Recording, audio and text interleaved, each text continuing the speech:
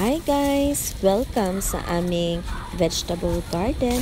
So ngayon, update na tayo sa mga second batches ng ating mga sitaw. So yung ating mga sitaw na gumagapang na sila. So sa hilerang ito ay may dalawang uri dito na sitaw. Yung sitaw na mga maikli, yung hindi mahahaba, at saka yung sitaw na usual natin na mahaba. So may dalawang uri dito ng sitaw na nakatanim hanggang doon.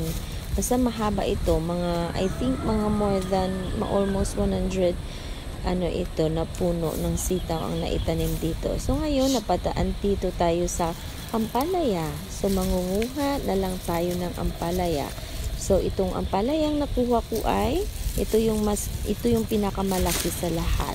So, dahil wala tayong dalang kaya yung scissors, ayan, kinuha ko na lang gamit yung kamay ko. And then sunod, ito naman sa baba. So may mga madami siyang bunga, pero yung ibang bunga niya ay mga maliliit pa. So ang kinuha ko lang ay yung mga malalaki at yung pwede nang makain. So far pwede na din yan makain yung mga maliliit, pero papalakihin pa natin ng konti. So hanggang sa muli, bye bye.